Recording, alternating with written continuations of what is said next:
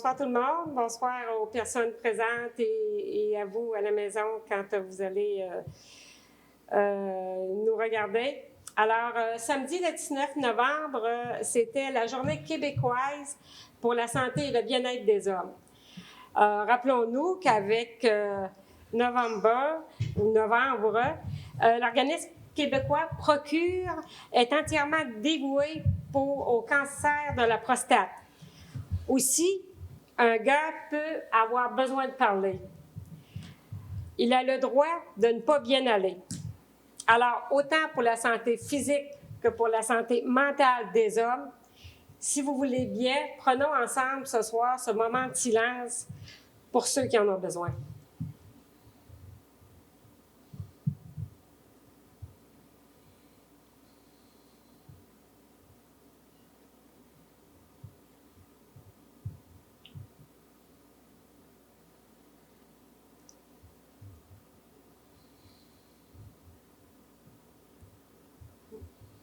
Merci à vous.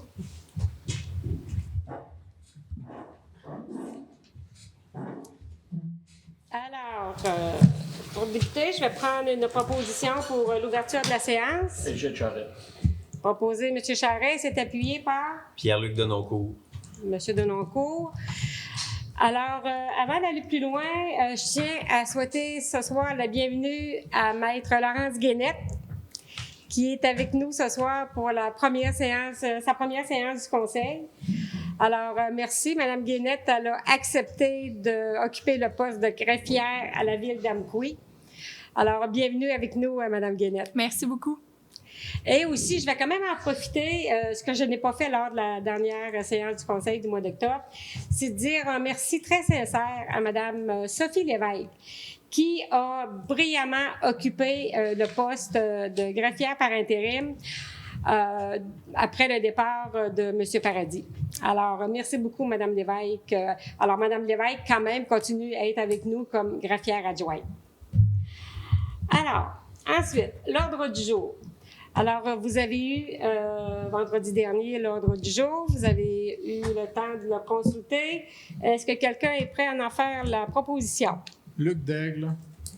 Monsieur Daigle, il s'est appuyé de? Richard Leclerc. Monsieur Leclerc appuie.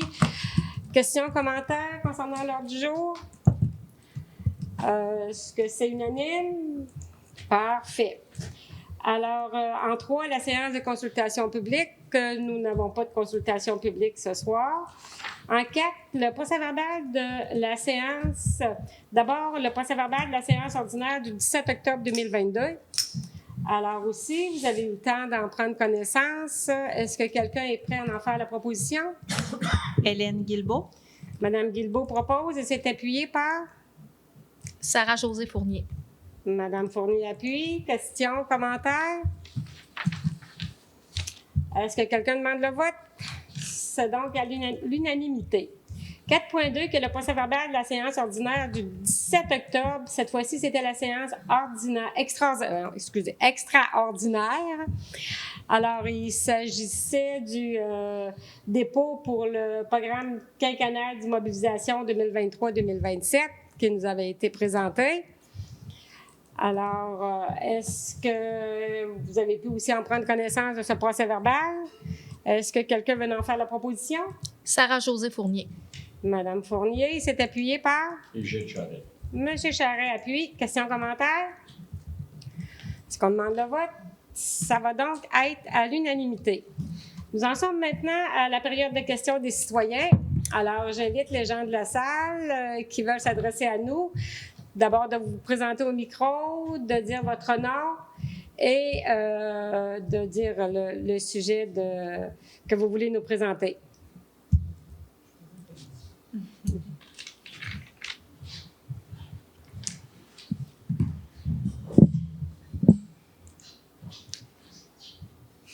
Bonsoir, les représentants élus de la ville d'Amqui et les autres dans la salle. Alors, je me présente. Est-ce que c'est correct? Vous m'entendez bien? Je me présente, Daniel Auclair. Je fais partie du comité pour la protection du lac Matapédia. Je suis au niveau du conseil d'administration. On a formé notre groupe il y a presque 1 an et demi.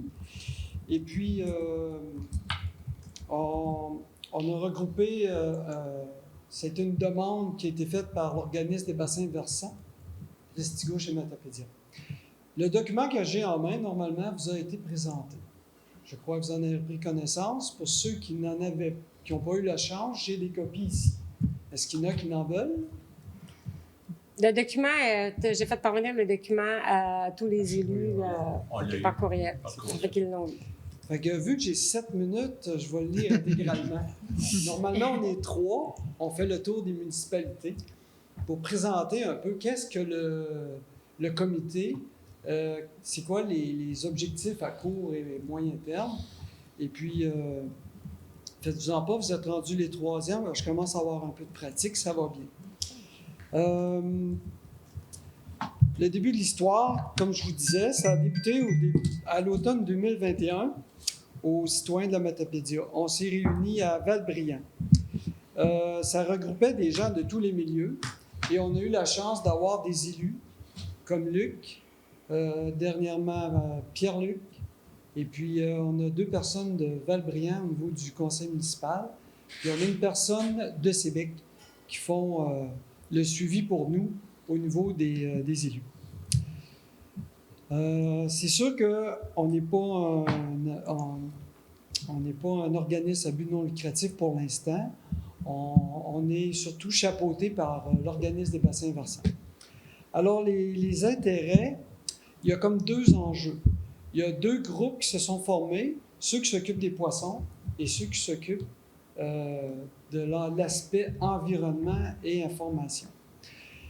Fait qu'on a déjà fait des actions qui ont été faites cet été, entre autres à la marina de Amkoui. Il y a eu des installations qui ont été faites pour diminuer la vitesse des bateaux à la sortie du camping. Je ne sais pas si vous avez eu la chance de voir ça. Ça a eu des effets positifs jusqu'à maintenant, puis c'était juste un petit geste de dire on baisse notre vitesse pour ne pas brasser le fond de l'eau. Et puis, s'il y a des plantes qui ne sont pas désirables, à ce moment-là, ils vont rester là, puis ils ne se multiplieront pas. C'est un des gestes qu'on a posés cet été. Moi, cet été, personnellement, j'ai pris la température des rivières et ruisseaux qui alimentent le lac du côté Val-Brillant jusqu'à Sébec pour nous donner des informations, pour essayer d'expliquer des phénomènes qui se passent. Pourquoi il n'y a plus de truites mouchetées dans le lac Matapédia? Pourquoi qu'il y a beaucoup de carpes? Pourquoi les touladis, on ne voit pas le jour de les voir grandir et avoir une bonne qualité de pêche? C'était un de mes objectifs que j'avais. Il y en a d'autres qui l'ont fait aussi, là. Je ne suis pas tout seul là-dedans quand même. Là. Vous savez que le lac Matapédia, c'est un joyau, je pourrais dire, c'est un bijou. C'est un aspect économique de notre petite place qui prend beaucoup de place, justement. Et les utilisateurs doivent prendre conscience de la fragilité de ce milieu actuellement. On entend parler de la moule zébrée qui n'est pas loin d'ici. On entend parler des espèces envahissantes. Il y a des escargots qui ont été trouvés sur le lac cet été qu'on n'avait jamais vu avant. Il y a eu un épisode de carpes mortes aussi. C'est toutes des choses qui sont un petit peu difficiles à comprendre et puis que nous, on veut pas alerter les gens, mais on veut les sensibiliser et les informer de ça. Les utilisateurs du lac, je pense que c'est tout le monde, puis il y en a beaucoup de l'extérieur aussi. Puis on sait que ça ne prend pas grand-chose pour contaminer notre lac. Un bateau qui arrive de l'extérieur, genre du lac Témiscouata, avec une moule, 2 moules zébrées accrochées après son hélice ou dans ses équipements, peut faire en sorte que notre lac là, perde beaucoup de valeur. Et vous savez que si on perd notre lac, ça va s'en aller par la rivière, ça va s'en aller au lac au saumon. On n'est peut-être pas les seuls à craindre le pire qui pourrait arriver. Je ne sais pas si vous avez entendu parler du lac Memphremagog. Ils sont en train de le perdre. sont obligés de prendre des actions comme engager des gens pour aller enlever les moules zébrées. Comment ça coûte, je ne sais pas, mais j'espère qu'on ne se rendra pas là. Le but du groupe, c'est pas de ramener le lac à son état initial, parce qu'on sait que notre lac, il est vieux, on peut dire, il commence à être vieux. On veut juste diminuer l'altération. Fait qu'on veut se donner des outils, on veut prendre du temps avec les gens pour les informer de ce que c'est qu'on pourrait perdre comme joyau. Fait que moi, je suis ici pour vous demander, entre autres, de prendre conscience de ça. Car si on perd notre lac, je ne sais pas s'il y en a qui font le lien tout de suite, là, mais il y a beaucoup de riverains. Si les riverains perdent la valeur de leur maison ou des lieux qui sont sur le bord du lac, ça devient un lac qui est plus apprécié ou qui est plus baignable même, je pense qu'on va avoir un gros problème. Parce que s'il faut se mettre à investir sur des gens pour aller arracher la Myriophylle albi, si ça prend des gens pour aller nettoyer le lac, je pense que ça va être désolant. C'est un peu le but. On ne veut pas frapper, parce qu'on sait qu'à bien des places, exemple, les fosses septiques ne sont pas contrôlés comme il faut à 100%. On sait qu'à Val-Briand, ils ont des problèmes aussi avec l'usine d'épuration des eaux.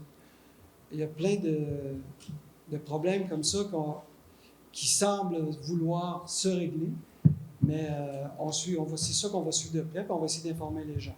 Je sais qu'à oui, il y a un grand pas de fête, entre autres pour l'année prochaine, pour la station de lavage des bateaux. Sébec, en tout cas, c'est un gros dossier. Mais nous autres, qu'est-ce qu'on est venu vous demander? C'est un appui financier qui peut être récurrent, qui va devoir être récurrent, je pense bien, parce qu'il faut engager des gens au début pour informer tout le monde. Informer ceux qui vont avoir la chance d'utiliser le lac. Ça ne concerne pas juste ceux qui font de la pêche ou qui ont des bateaux. Oui, ça concerne ceux qui font du kayak, des paddleboard. Tous ces gens-là sont concernés par le lavage des bases d'eau et l'utilisation du lac. Éventuellement, je vous dis ça juste comme ça se pourrait qu'on s'en aille comme le lac Portage, puis qu'on installe des balises qui vont indiquer à telle place qu'il faut aller en bateau et telle place qu'on peut se baigner en sécurité. C'est pour la sécurité, puis c'est pour, entre autres, garder notre lac en bon état le plus possible avant que ça dégrade complètement. Je vous remercie beaucoup de votre attention, puis on vous remercie pour votre contribution l'année dernière. Bien, Monsieur Auclair, merci d'abord de vous être déplacé, d'être venu nous présenter votre comité. Tout ce que je peux vous dire, c'est que la moule zébrée, on est très sensibilisés parce qu'on a même parlé lors du dernier conseil au mois d'octobre parce que j'avais vu les informations sur le Témiscouata, on avait discuté ici. On sait aussi que le lac Matapédia, c'est une attractivité pour notre secteur. On sait que c'est aussi un joyau visuel. Fait qu'au-delà des gens qui demeurent sur le bord du lac, à proximité, c'est pour même quand on passe sans y demeurer. Moi, quand j'arrive à Sébec, puis tout le long que je suis le lac, je trouve ça merveilleux. Fait que c'est aussi un joyau visuel. Fait que oui, on est très sensibilisés. Le conseil, la ville ici, on est sensibilisés. C'est sûr qu'on va sensibiliser aussi nos citoyens. Fait que merci de votre présentation. En passant, on est le 7e plus grand lac du Québec qui est utilisé par les gens, juste pour vous dire ça. Merci beaucoup, M. Auclair. Merci. Madame la mairesse, si c'est possible, j'inviterais monsieur à déposer le document afin que ça devienne un document public, le document que vous avez présenté. Il pourra faire l'objet. Merci beaucoup. Oui.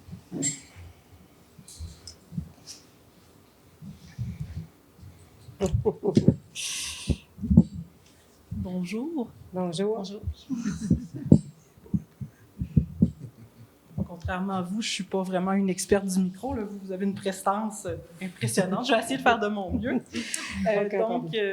Mais moi, je me suis pris des notes. Fait que bonjour, Il- bonjour à tous les membres du conseil. Bonjour Madame la mairesse. Je me nomme Marie-Ève Dumais. Je suis maman de 4 enfants d'âge préscolaire primaire qui fréquentent l'école Sainte-Ursule d'Amqui. Je suis ici ce soir à titre de membre parent du conseil d'établissement de l'école Sainte-Ursule et je suis accompagnée d'une autre maman qui est très intéressée là, par le sujet dont je viens de parler aujourd'hui. Depuis le début de cette nouvelle année scolaire, le circuit piétonné de notre belle école compte maintenant un brigadier scolaire en moins, soit celui juste en bas de l'entrée en S de notre école, dans la pente. Dès les premiers jours de la rentrée, nous avons interpellé d'abord l'école puis la commission scolaire à ce sujet. Déjà, dès la fin août, des parents nous ont mentionné leur grande inquiétude à ce que leurs enfants, des tout-petits bien souvent, aient à franchir sans accompagnement cette traversée que tous jugent dangereuse. Les enfants devant, même en jeune âge, se mettent à interpréter les signaux de tête des conducteurs empruntant cette intersection, qui sont eux-mêmes souvent pressés de se rendre au travail ou ailleurs aux heures d'entrée et de sortie des élèves. Vous savez, on a des parents qui, s'ils pouvaient, je pense, ils ouvriraient la porte puis l'enfant sortirait. Tout le monde est pressé à 8 heures le matin. Non, c'est correct. Le 2 septembre dernier, M. Christian Bouchard, directeur des ressources matérielles, d'approvisionnement et de transport du Centre de services scolaires des Monts-et-Marais, me répondait être en communication avec la ville d'Amqui pour régler le problème de la perte d'un brigadier scolaire à cette traversée piétonnaire. Il me disait à ce moment-là que la situation n'était pas simple à régler pour la ville et que d'autres démarches étaient prévues afin de résoudre ce problème rapidement. Mais voilà que 2 mois et demi plus tard, rien n'est encore réglé et avec la neige qui s'en mêle depuis la dernière semaine, nos inquiétudes sont encore plus grandes. Bien sûr, vous n'êtes pas sans savoir que les événements tragiques de septembre 2020 sont encore frais à la mémoire de toute notre équipe école ainsi que des familles fréquentant l'école Sainte-Ursule. Nous ne voudrions pas qu'il arrive une autre tragédie dans notre milieu et plusieurs mesures de sécurité ont été resserrées afin d'éviter toute issue défavorable tant qu'à la sécurité de nos élèves. Cependant, la décision actuelle de retrait de la brigade scolaire à cette traversée achalandée va à l'inverse de nos efforts de sécurité actuels. En tant que présidente du conseil d'établissement de l'école Sainte-Ursule, en tant que médecin pratiquant dans la Matapédia, mais d'abord et surtout en tant que maman, je crois que nous ne pouvons pas laisser passer une telle décision sans nous faire entendre, et c'est pour ça qu'on est là ce soir. L'entrée de notre école étant en plus configurée d'une façon très particulière. Vous vous souvenez, là, en pente, un S, maintenant on a des blocs de béton, on n'est pas sûr de quoi qui sert. Puis il y a un endroit où il n'y a pas de panneau d'arrêt sur la rue des Biens. Ça sort, puis il n'y a pas d'arrêt à ce moment-là, à cette intersection-là, à cette traverse-là. Il y a des autobus qui passent aux heures de pointe. On a plus d'une dizaine d'autobus qui se promènent dans notre cours d'école le matin et soir. Pour moi, il est inacceptable que des tout-petits en soient rendus à devoir interpréter les signaux de tête des conducteurs, à savoir s'ils les laissent passer ou non, s'ils les ont bel et bien vus, et ça sans compter les décisions impulsives que peuvent prendre nos enfants dans un moment d'inattention. Et avec les bancs de neige qui viennent d'apparaître le long de nos trottoirs, nous nous doutons bien que certains tout-petits seront à peine visibles par les automobilistes dans cette pente déjà glissante.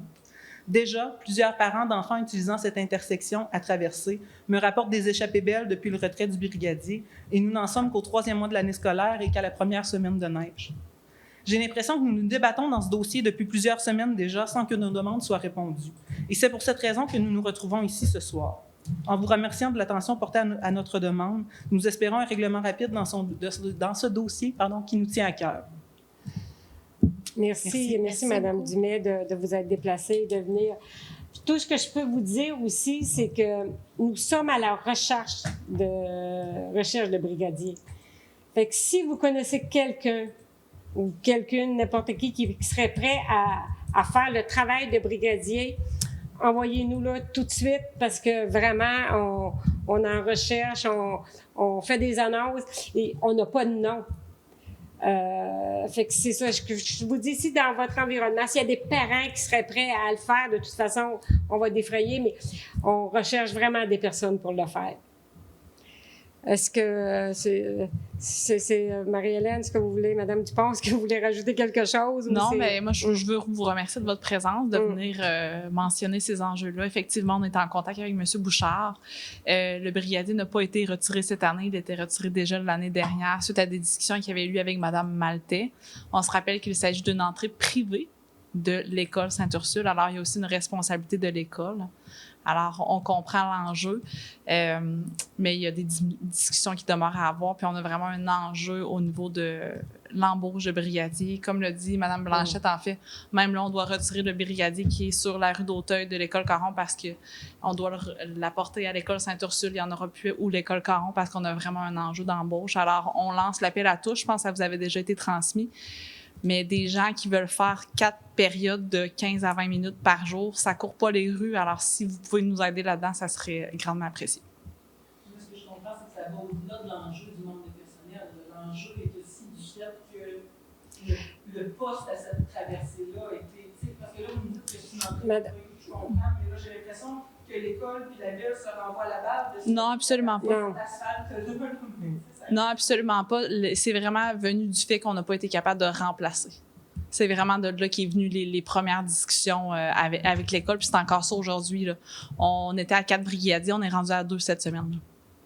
Fait qu'on a un enjeu de taille, comme vous pouvez le voir à travers le Québec. Quand on se rive la porte devant des restaurants qu'il n'y a plus de personnel, ben on a le même enjeu pour des postes de 4 fois 20 minutes dans une journée, alors que des fois, c'est beau temps, mauvais temps, au vent, peu de jeunes, des fois plus de jeunes. Alors, c'est pas tout le monde qui court les rues pour ces postes-là. Moi, j'ai appelé. Excusez, parce que si vous voulez prendre la parole pour les citoyens qui vont... on va vous laisser encore quelques minutes. Bonjour, je m'excuse de vous déranger. En tout cas, c'est quelque chose qui Ne me tient à dérangez cœur. pas, madame. Parce que je reste juste à côté, je reste sur la rue Sainte-Ursule. Ma fille, quand elle va à l'école, je suis allée avec elle. Elle a commencé l'école à 4 ans. Ils sont hauts comme ça, ils sont plus petits que les autos. On arrive au stop, il n'y a personne. Fait que là, je la traversais. Puis jusqu'à l'âge de 7 ans, elle acceptait que je l'accompagne. Puis jusqu'à l'âge de 7 ans, ben, il y avait un brigadier qui était là.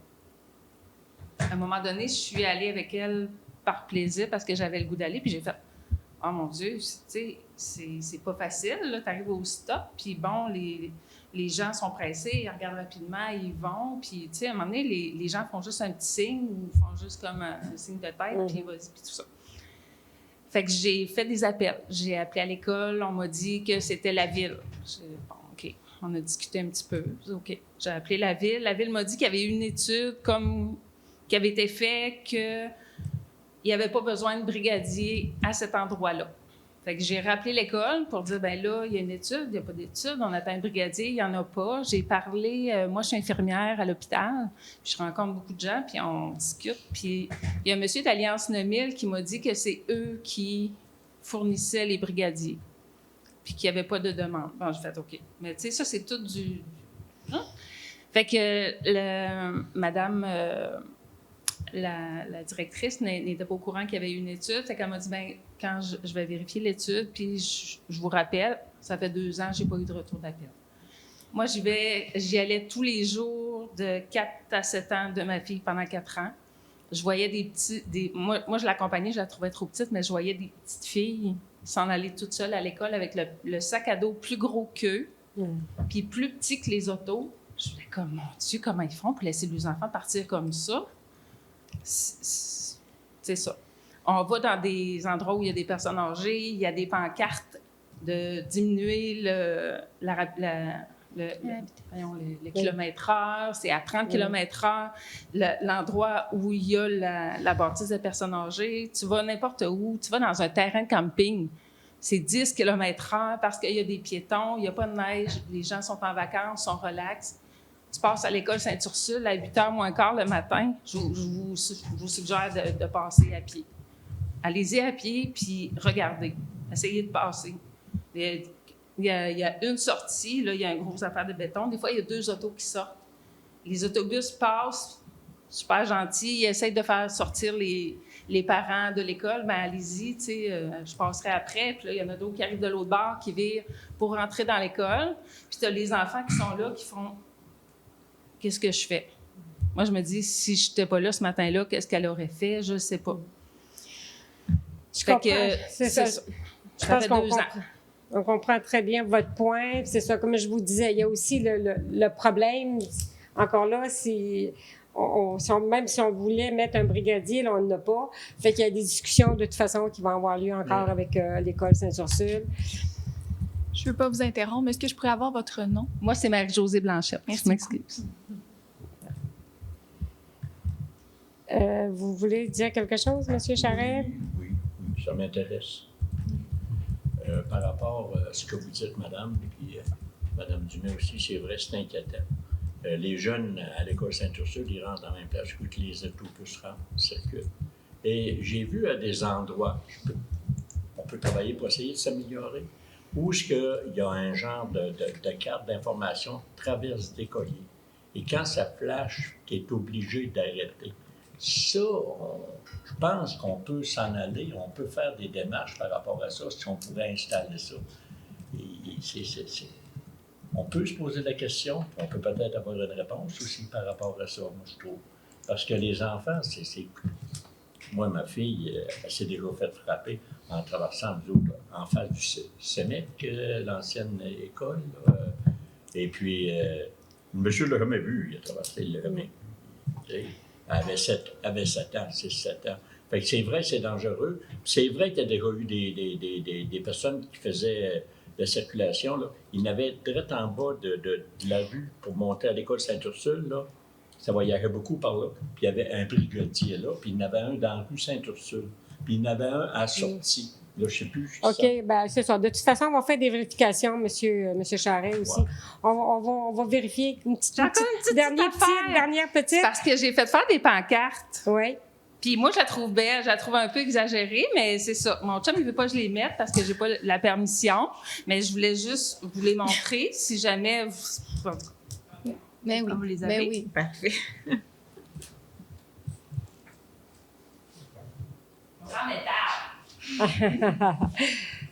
Faut lui montrer. Qu'est-ce que c'est, zone scolaire? Zone scolaire, attention à nos enfants, c'est un minimum qu'on pourrait avoir là. Ça m'a coûté, je sais pas combien, pour 3 comme ça. Peut-être que le 10 km/h, ça fait plus camping, mais je veux ça à l'école pour nos enfants, pour la relève, pour au moins ça, au moins quelque chose de visible. Attention, faites attention. Les enfants sont là de 8h moins quart à 8h. Il y a trop de monde. Je comprends très, très bien votre message, puis on va de toute façon en discuter. 10 km, c'est ça. Je ne sais pas à ce moment-là, c'est quoi les réglementations au niveau du kilométrage permis, là. Fait que c'est juste ça. Moi, je ne peux pas vous faire de promesses à ce niveau-là, à ce moment, parce que je ne connais pas tous les règlements. Mais ce que je peux vous promettre, c'est qu'on va en discuter.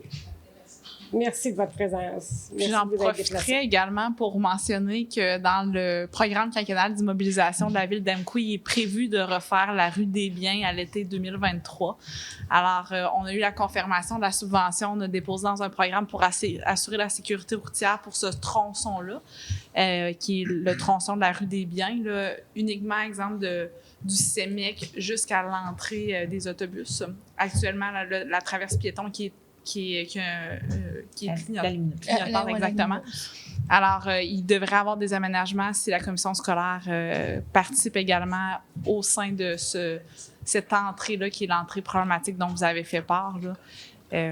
On est en contact autant avec les ingénieurs de la commission scolaire que les ingénieurs que nous, la Ville, on a mandaté de la MRC pour améliorer les aménagements de ce secteur-là. Puis le trottoir devrait être un petit peu agrandi également. Merci de cette précision-là, Mme Dupont. Alors, on va poursuivre maintenant pour le point 6, qui était la correspondance au 14 novembre 2022. Alors, la correspondance vous a été déposée. Vous l'avez aussi pu en prendre connaissance avant aujourd'hui. Alors, est-ce que vous avez des questions concernant la correspondance? Alors, c'est un dépôt, fait que ça vous convient. Nous allons donc passer au point 7, qui est Administration générale et gestion financière. Le 7.1, qui est la liste des comptes au 21 novembre 2022 pour approbation. Alors, je demandais à Mme Dupont, s'il vous plaît, de nous présenter ce point.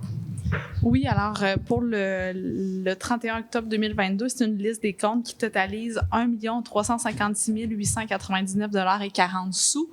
Les principales dépenses concernent, en fait, il y a 27 chèques qui ont été émis au montant total de 15 003,23 $. Il y a également 2 dépôts, qui est les paiements fournisseurs par transfert bancaire au coût de 284 663,34 $. C'est particulièrement les 2 entreprises qui ont effectué des travaux de voirie à la ville d'Amqui, alors les entreprises Michaud et Eurovia.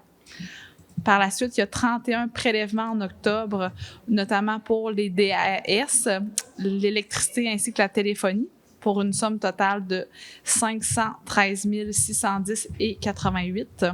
Il y a également les payes pour 196 668,3 $. Il y a des intérêts sur un prêt temporaire au montant de 6 936,72 $. Ensuite, des frais de service mensuels d'Interact de carte de crédit au montant de 617,47 $. Et finalement, des comptes à payer au 31 octobre pour 92 fournisseurs au montant de 354 402,96 $. Ça fait le tour. Si vous avez des questions, je peux lui répondre avec plaisir. Merci beaucoup, Mme Dupont. Alors, Monsieur Denoncourt, vous avez vérifié les comptes? Tout à fait, et je serais prêt à en faire la proposition. Parfait. C'est donc proposé par Pierre-Luc Denoncourt et c'est appuyé par? Richard Leclerc. Monsieur Leclerc. Alors là, est-ce que vous avez questions, commentaires concernant la liste de comptes? Est-ce qu'on demande le vote? Ça va donc être à l'unanimité. Le 7.2, qui est la déclaration des intérêts pécuniaires des élus, c'est pour un dépôt. Alors, Madame Guénette, est-ce que vous voulez nous dire qu'est-ce qu'il y en est? Oui, tout à fait. Donc, c'est un dépôt en vertu de l'article 358 de la loi sur les élections et les référendums dans les municipalités. Les membres du conseil municipal doivent déposer, en fait, annuellement une déclaration de leur intérêt pécuniaire, donc dans les 60 jours là, de l'anniversaire de leur proclamation d'élection. Puis, j'atteste avoir reçu, dans le fond, toutes les déclarations. Donc, je vous en remercie. Bien, tout le monde a fait son devoir. Alors, merci. Le point suivant, le 7.3, qui est le procès-verbal de correction du 14 novembre 2022 pour le règlement numéro 915-22, modifiant le règlement de zonage numéro 613-05. À nouveau pour un dépôt aussi. Maître Guénette, s'il vous plaît. Oui, également. Donc, c'est un dépôt. Cette modification vise une erreur là, qui apparaissait de façon évidente à la lecture du règlement. Donc, c'est suivant l'article 92.1 de la loi sur les cités et villes que je dépose un procès-verbal de correction en date du 14 novembre 2022 pour le règlement numéro 915-22, modifiant le règlement de zonage numéro 613-05, adopté lors de la séance ordinaire du 15 août 2022, de façon à corriger, en fait, l'article 11 du dit règlement. Parfait, merci. Cette fois-ci, on passe au 7.4, qui est la demande au Barreau du Québec pour l'exemption de fonds d'assurance responsabilité professionnelle pour Maître Laurence Guénette. Fait que, s'il vous plaît, Madame Guénette, pouvez-vous nous présenter à nouveau ce projet?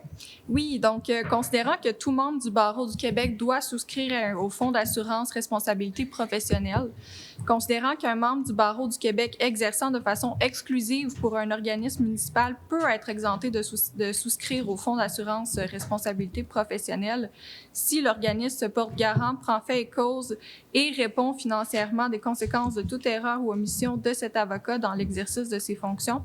Considérant que la Ville d'Amqui a embauché une avocate, à savoir Maître Laurence Guénette, moi-même à titre de greffière, considérant que cette avocate est en emploi exclusif de la Ville d'Amqui depuis le 31 octobre 2022, considérant qu'il y a lieu de demander au Barreau du Québec que cette avocate soit exclue du fonds d'assurance responsabilité professionnelle, il est recommandé d'informer le Barreau du Québec que Maître Laurence Guénette est au service exclusif de la Ville d'Amqui et qu'à cet effet, la Ville demande d'exempter cette avocate à souscrire au fonds d'assurance responsabilité, puis que la Ville se porte garante, prenne fait et cause et réponde financièrement de toute erreur ou omission de la greffière, le Maître Laurence Guénette, dans l'exercice de ses fonctions. Merci. Alors, est-ce que quelqu'un est prêt à en faire la proposition? Sarah-Josée Fournier. Madame Fournier propose et c'est appuyé par? Luc Daigle. Monsieur Daigle, merci. Questions, commentaires? Est-ce qu'on demande le vote? C'est donc à l'unanimité. Le 7.5, qui est la demande au directeur de l'État civil. Cette fois-ci pour la désignation de la mairesse à titre de célébrante compétente pour les mariages et les unions civiles. Alors, Mme Guérette, à nouveau, s'il vous plaît. Guénette. Donc, considérant que les articles 366 et 521.3, paragraphe 2 du Code civil du Québec permettent aux maires, aux membres des conseils municipaux ou des conseils d'arrondissement et aux fonctionnaires municipaux d'être désignés pour célébrer des mariages ou des unions civiles, considérant que la Ville d'Amqui a reçu des demandes pour la célébration de mariages ou d'unions civiles, considérant qu'il est dans l'intérêt de la Ville d'Amqui que la mairesse, Mme Sylvie Blanchette, soit désignée à titre de célébrante compétente sur son territoire, il est recommandé de demander au directeur de l'État civil de désigner Mme Sylvie Blanchette, mairesse, à titre de célébrante compétente pour célébrer des mariages ou des unions civiles sur le territoire et de transmettre une copie de la résolution au directeur de l'État civil. Merci. Alors, qui veut en faire la proposition? Pierre-Luc Denoncourt. M. Denoncourt propose et c'est appuyé de Sarah-Josée Fournier. Mme Fournier. Alors, questions, commentaires? Est-ce qu'on va pouvoir assister à ton premier mariage? C'est pas moi qui fais les invitations. Moi, je serais juste la célébrante. Et d'ailleurs, je remercie les gens qui ont communiqué avec moi pour savoir si je pouvais le faire d'abord. Et c'est ça. Et si je suis acceptée, je vais pouvoir le faire. Et ça me fait vraiment très plaisir. Alors là, si quelqu'un se présente, puis dans votre famille ou des amis, vous pourrez assister. On va le conseiller. Alors, est-ce que quelqu'un demande le vote? C'est donc à l'unanimité. Le 7.6, qui est l'adhésion au contrat de la MRC de la Matapédia avec TELUS pour les services de téléphonie cellulaire, ça va être pour acceptation. Alors, cette fois-ci, je demanderai à Mme Dupont, s'il vous plaît, de nous présenter ce point. Oui, alors la Ville d'Amqui a déjà adopté une résolution au cours des derniers mois confirmant qu'on donnait le mandat à la MRC de la Matapédia. Aujourd'hui, c'est vraiment pour venir confirmer les modalités de ce contrat-là.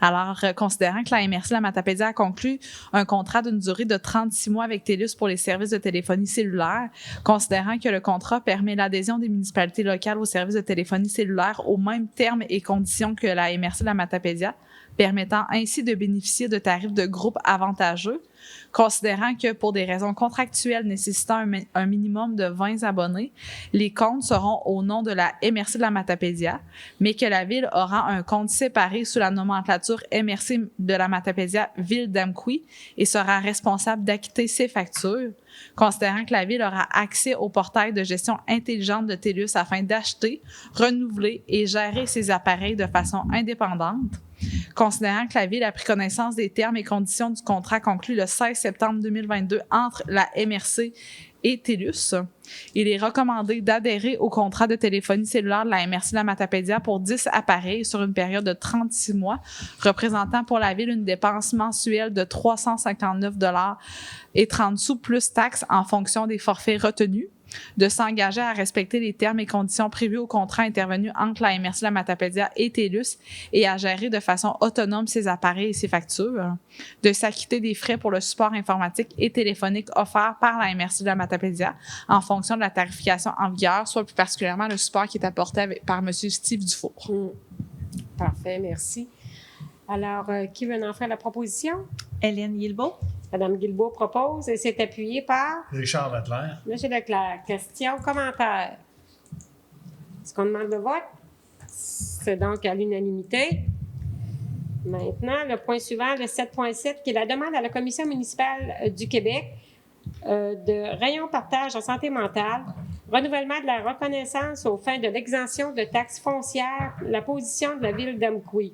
Mme Dupont, au niveau, s'il vous plaît. Oui, alors, considérant que la demande de révision périodique de la reconnaissance aux fins d'exemption de taxes foncières de rayons de partage en santé mentale auprès de la Commission municipale du Québec en date du 24 octobre 2022, considérant que la demande vise la propriété située au 67 rue des Biens, un immeuble occupé et détenu par l'organisme, d'ailleurs qui est fait notamment l'objet actuellement d'une rénovation, considérant que la demande semble respecter les critères d'admissibilité en vertu de la loi sur la fiscalité municipale aux articles 243.5 et suivants. Il est recommandé au conseil municipal d'émettre une opinion favorable à la demande de révision périodique de la reconnaissance aux fins d'exemption de taxes foncières de rayons de partage en santé mentale auprès de la Commission municipale du Québec. Merci. Qui veut en faire la proposition? Sarah-Josée Fournier. Mme Fournier propose et c'est appuyé par? Pierre-Luc Denoncourt. Parfait, merci. Questions, commentaires? Est-ce qu'on demande le vote? C'est donc à l'unanimité. Le 7.8, qui est la demande à la Commission municipale du Québec, cette fois-ci de Centre de femmes de la vallée de la Matapédia, pour le renouvellement de la reconnaissance aux fins de l'exemption de taxes foncières, la position de la ville d'Amqui. À ce moment-là, je demanderai à Mme Guénette, s'il vous plaît. Oui, donc, considérant la demande de révision périodique de reconnaissance aux fins d'exemption de taxes foncières de Centre Femmes de la Vallée de la Matapédia Inc. auprès de la Commission municipale du Québec en date du 4 novembre 2022, considérant que la demande vise un immeuble à une adresse confidentielle occupée et détenue par l'organisme, considérant que la demande semble respecter les critères d'admissibilité en vertu de la loi sur la fiscalité municipale aux articles 243.5 et suivants, il est recommandé d'émettre une opinion favorable à la demande de révision périodique de reconnaissance aux fins d'exemption de taxes foncières de Centre de femmes de la vallée de la Matapédia Inc. auprès de la Commission municipale du Québec. Merci. Alors, qui veut en faire la proposition cette fois-ci? Sarah-Josée Fournier. Proposé par Mme Fournier. C'est appuyé par? Hélène Guilbeault. Mme Guilbeault appuie. Questions, commentaires? Est-ce qu'on demande le vote? À nouveau, à l'unanimité. Le 7.9, qui est la demande d'aide financière au gouvernement du Québec en vue d'atténuer les impacts inflationnistes. Alors, Mme Guilbeault, je crois que c'est vous qui voulez en faire la lecture. Oui, tout à fait. Merci, Madame la mairesse. Donc, considérant les impacts directs, indirects et difficiles de la pandémie covidoise, des conflits géopolitiques, des incertitudes économiques et des soubresauts inflationnistes sur le portefeuille des contribuables, sur les finances des municipalités ainsi que sur leur capacité de livrer des services de base et de proximité à moindre coût, considérant que les impacts actuels et futurs sont accentués, voire aggravés par la pénurie de main-d'œuvre, l'augmentation des coûts des matières premières et par les retards des livraisons de tout secteur d'activité confondus, considérant que parmi les rôles et fonctions des gouvernements élus démocratiquement dans les sociétés démocratiques telles que le Québec et le Canada, consiste à atténuer le fardeau de l'inflation sur le pouvoir d'achat des contribuables, tout comme sur la capacité financière des institutions publiques municipales qui agissent à titre de gouvernement de proximité, considérant que, dans le contexte que nous connaissons toutes et tous, il serait difficile et inadéquat de taxer davantage et toujours les mêmes parties prenantes, considérant que le pacte fiscal conclu entre le gouvernement du Québec et les municipalités n'a pas prévu des mesures d'atténuation, de rattrapage et ou de correction en cas de force majeure et exceptionnelle, soit une lourde inflation, des conflits géopolitiques qui perdurent, pénurie de main-d'œuvre, incertitudes économiques induites et exceptionnelles, déséquilibres géopolitiques mondialisés, etc.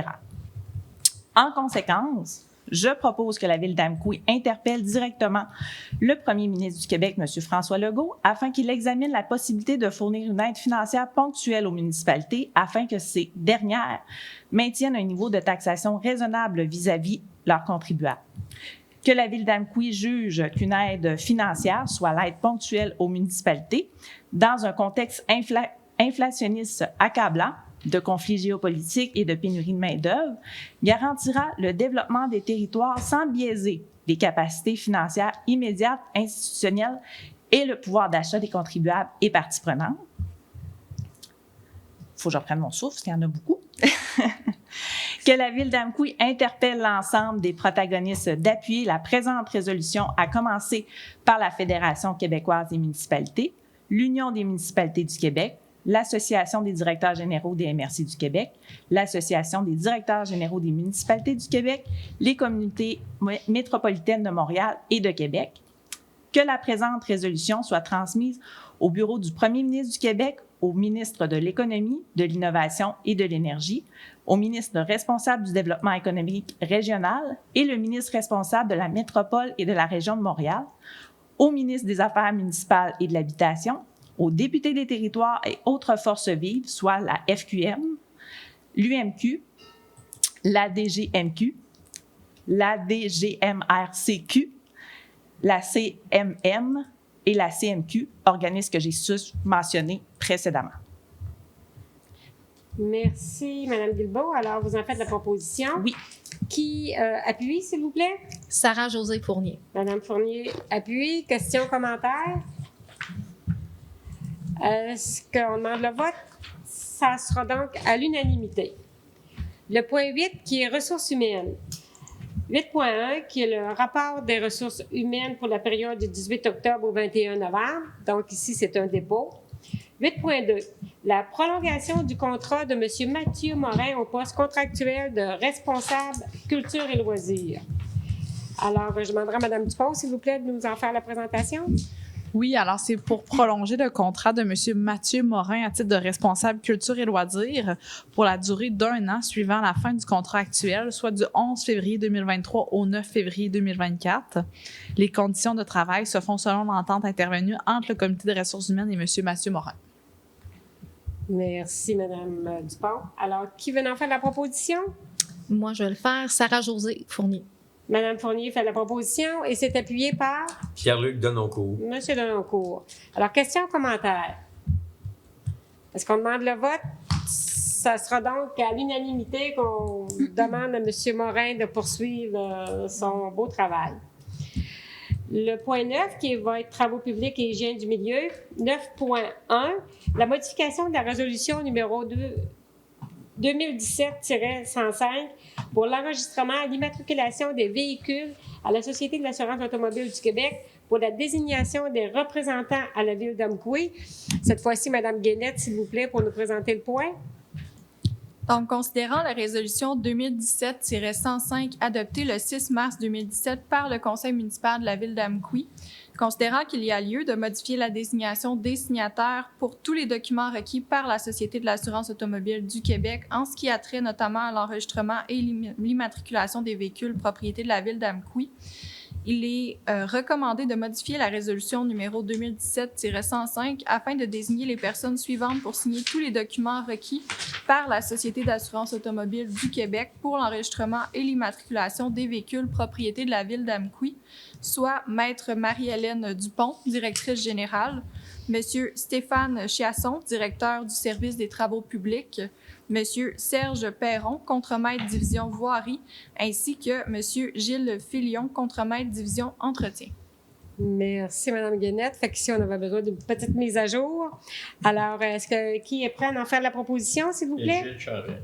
M. Charret propose et c'est appuyé par? Luc Daigle. M. Daigle appuie. Question, commentaire? Est-ce qu'on demande le vote? C'est donc à l'unanimité. Le point 9.2, qui est le mandat à l'Union des municipalités du Québec pour l'achat regroupé en chlorure, en flocons utilisés comme abat poussière pour l'année 2023. Je demande à nouveau à Mme Guénette, s'il vous plaît, de nous présenter le point. Oui, considérant que la ville d'Amqui a reçu une proposition de l'UMQ pour préparer, donc l'Union des municipalités du Québec, pour préparer en son nom et au nom de plusieurs autres municipalités intéressées un document d'appel d'offres pour un achat regroupé de produits utilisés comme abat poussière pour l'année 2023.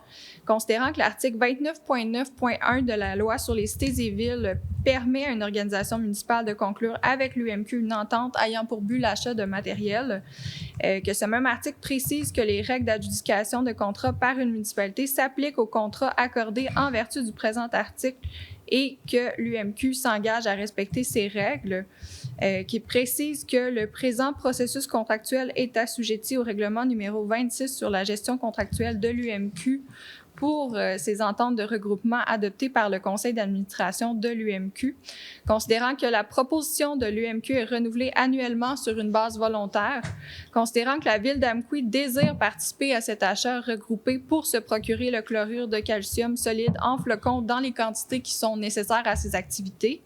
Il est recommandé que la ville d'Amqui confie à l'UMQ le mandat de procéder sur une base annuelle en son nom et en celui des autres municipalités intéressées au processus d'appel d'offres visant à adjuger un contrat d'achat regroupé de différents produits utilisés comme abat poussière, donc le chlorure de calcium solide en flocons, nécessaires aux activités de la ville pour l'année 2023, pour permettre à l'UMQ de préparer son document d'appel d'offres, la ville d'Amqui s'engage à lui fournir les noms et quantités de produits dont elle aura besoin en remplissant là où les fiches techniques d'inscription requises que lui transmettra l'UMQ et en retournant ce document à la date qui sera fixée, que la Ville d'Amqui confie à l'UMQ la responsabilité de l'analyse des soumissions déposées et que, de ce fait, la Ville accepte que le produit à commander et à livrer soit déterminé suite à l'analyse comparative des produits définis au document d'appel d'offres, que si l'UMQ adjuge le contrat, la Ville d'Amqui s'engage à respecter les termes de ce contrat comme si elle avait contracté directement avec le fournisseur à qui le contrat est adjugé,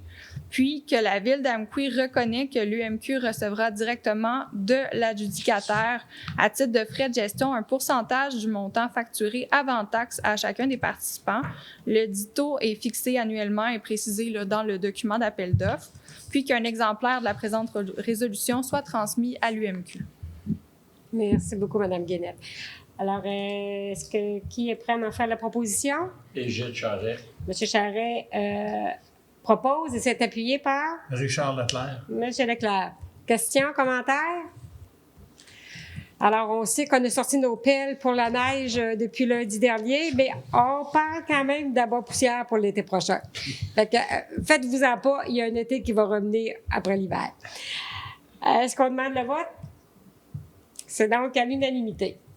Le 9.3, qui est le programme d'aide à la voirie locale pour le volet RIRL et AIRL, pour la reddition de compte pour la réfection de la rue Desbiais. Alors, à nouveau, Mme Guénette, s'il vous plaît. Oui, donc, considérant que la Ville d'Amqui a pris connaissance et s'engage à respecter les modalités d'application des volets RIRL et AIRRL du programme d'aide à la voirie locale, considérant que seuls les travaux réalisés après la date figurant sur la lettre d'annonce sont admissibles à une aide financière, considérant que les travaux ont été réalisés du 24 mai 2022 au 30 juin 2022, considérant que la Ville d'Amqui transmet au ministère des Transports du Québec les pièces justificatives suivantes, soit le formulaire de reddition de compte disponible sur le site web là, du ministère, les factures des comptes progressifs, tout autre document attestant les sommes dépensées, soit par coût direct ou frais incidents, la présente résolution municipale approuvée par le Conseil attestant la fin des travaux, un avis de conformité, un certificat de réception provisoire ou définitive des travaux émis par un ingénieur. Il est recommandé d'autoriser la présentation de la reddition de compte des travaux admissibles selon les modalités d'application en vigueur et reconnaître qu'en cas de non-respect de celle-ci, l'aide financière sera résiliée. D'autoriser le service de génie de la MRC de la Matapédia à procéder, à la demande de versement de la contribution financière du MTQ en lien avec ces travaux pour et au nom de la Ville d'Amqui. Merci. Alors, qui est prêt à en faire la proposition? Et Gilles Charret. M. Charret propose et c'est appuyé par? Pierre-Luc Denoncourt. M. Denoncourt. Questions, commentaires? Est-ce qu'on demande le vote? C'est donc à l'unanimité. Le 9.4, qui est l'attestation de la fin des travaux de reconstruction et de resurfaçage de la route de l'Anse-Saint-Jean pour le programme d'aide à la voirie locale. Cette fois-ci, je vais demander à Mme Dupont, s'il vous plaît.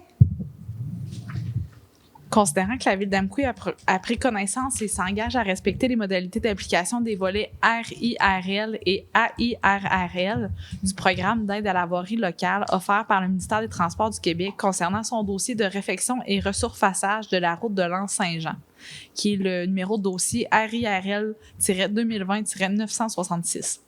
Considérant que seuls les travaux réalisés après la date figurant sur la lettre d'annonce sont admissibles à une aide financière, considérant que les travaux ont été réalisés du 2 août 2021 au 28 octobre 2022, alors sur 2 périodes estivales distinctes, considérant que la Ville d'Amqui transmet au ministère des Transports du Québec les pièces justificatives suivantes. Le formulaire de reddition de compte disponible sur le site web du ministère, les factures, les décomptes progressifs et tout autre document attestant les sommes dépensées, autant les coûts directs que les frais incidents. La présente résolution municipale approuvée par le Conseil attestant de la fin des travaux, un avis de conformité, un certificat de réception provisoire ou définitive des travaux émis par un ingénieur. Il est recommandé d'autoriser la présentation de la reddition de compte des travaux admissibles selon les modalités d'application en vigueur et de reconnaître qu'en cas de non-respect de celle-ci, l'aide financière sera résiliée. D'autoriser le service de génie de la MRC de la Matapédia à procéder à la demande de versement de la contribution financière du ministère des Transports du Québec en lien avec ces travaux. Merci, Mme Dupont. Qui veut en faire la proposition? Et Gilles Charret. M. Charret propose et c'est appuyé par? Luc Daigle. M. Daigle. Alors, questions, commentaires? Est-ce qu'on demande le vote? C'est à nouveau à l'unanimité. Le 9.5 pour le développement industriel durant Saint-Paul, pour le décompte définitif et la réception définitive des ouvrages, ça va être pour acceptation. À nouveau, Mme Dupont, s'il vous plaît. D'accepter la réception définitive des ouvrages en date du 13 octobre 2022 et la libération de la retenue contractuelle de 5 % pour un montant de 6 526,08 taxes incluses pour les travaux du développement industriel durant Saint-Paul, la phase 1, réalisée par les entreprises L. Michaud et Fils 1982 Incorporées, et d'autoriser le directeur du service des travaux publics à signer le certificat de réception définitive des ouvrages pour et au nom de la Ville d'Amqui. Merci. Qui veut en faire la proposition? Brigitte Charret. Monsieur Charret propose et c'est appuyé par? Hélène Guilbeault. Madame Guilbeault appuie. Questions, commentaires? Est-ce qu'on demande le vote? C'est à l'unanimité. Le 9.6, que la reconstruction et resurfaçage de la route de l'Anse-Saint-Jean, cette fois-ci pour le décompte progressif des coûts numéro 6, le décompte définitif, réception provisoire et libération de la retenue contractuelle pour acceptation. Madame Dupont, s'il vous plaît. Oui, alors d'accepter le décompte progressif des coûts numéro 6 pour la somme de 8 507,36 taxes incluses pour la période du 1er juillet 2022 au 28 octobre 2022 à être versé à l'entrepreneur les entreprises L. Michaud et Fils dans le cadre des travaux de reconstruction et resurfaçage de la route de l'Anse-Saint-Jean, incluant les avis de modification numéro 1 à 5 inclusivement. D'accepter le décompte final et la libération de la retenue contractuelle de 5 % au montant de 65 205 $, ainsi que 78 sous, taxes incluses, ainsi que la réception provisoire des ouvrages en date du 11 juillet 2022, et d'autoriser le directeur du service des travaux publics à signer le certificat attestant la dite réception pour et au nom de la Ville d'Amqui. Merci. Alors, cette fois-ci, qui veut en faire la proposition? Brigitte Charret. M. Charret propose et c'est appuyé par? Richard Leclerc. M. Leclerc. Questions, commentaires? Est-ce qu'on demande le vote? C'est à l'unanimité. Nous passons maintenant au point 10, qui est urbanisme. 10.1, donc, c'est le procès-verbal de la rencontre du comité consultatif d'urbanisme du 18 octobre 2022. Alors, ici, c'est pour un dépôt, simplement. Le 10.2, qui est la nomination de Mme Cathy Bérubé à titre de commissaire au siège numéro 7 du comité consultatif d'urbanisme. Mme Guénette, s'il vous plaît. Oui, donc, considérant que l'article 8 du règlement numéro 405-91 stipule que la durée du mandat des commissaires du comité consultatif d'urbanisme est fixée à 2 ans et que ceux-ci sont remplacés en alternance, considérant que Mme Vicky Charette, commissaire au siège numéro 7, a pris la décision de mettre fin à son mandat le 22 septembre dernier, considérant qu'un appel de candidature a été publié le 4 octobre dernier, considérant que Mme Cathy Bérubé, citoyenne d'Amqui, a déposé sa candidature pour occuper la fonction de commissaire le 13 octobre dernier, il est recommandé de nominer Mme Cathy Bérubé à titre de commissaire au comité consultatif d'urbanisme pour combler le siège numéro 7. Merci. Alors, qui veut en faire la proposition? Hélène Guilbeault. Mme Guilbeault propose et c'est appuyé par? Sarah-Josée Fournier. Mme Fournier appuie. Questions, commentaires? Est-ce qu'on demande le vote? Alors, on remercie Mme Bérubé d'avoir offert ses services et de venir siéger au niveau du comité consultatif d'urbanisme. Le 10.3, qui est la demande d'autorisation pour le lot 3 165 306 du cadastre du Québec, situé au 1 rue Valmont. Madame Guénette, s'il vous plaît. Donc, considérant que le 30 septembre 2022, M. Stéphane Gay a produit une demande pour la réfection d'un mur de soutènement pour la propriété située au 1 rue Valmont, lot 3 165 306 du cadastre du Québec, considérant que le requérant désire obtenir l'autorisation nécessaire pour la réfection d'un mur de soutènement situé sur la ligne avant du terrain du côté de la rue Edmond-McNichol, considérant que l'article 9.4.1 du règlement de zonage numéro 613-05 prévoit qu'un mur de soutènement doit être construit à un minimum de 0,5 mètres de la ligne avant du terrain, et que malgré cet article, la distance entre un mur de soutènement et une ligne de terrain peut être réduite à 0 et empiétée jusqu'à 60 cm dans une rue publique si le conseil municipal l'autorise par résolution.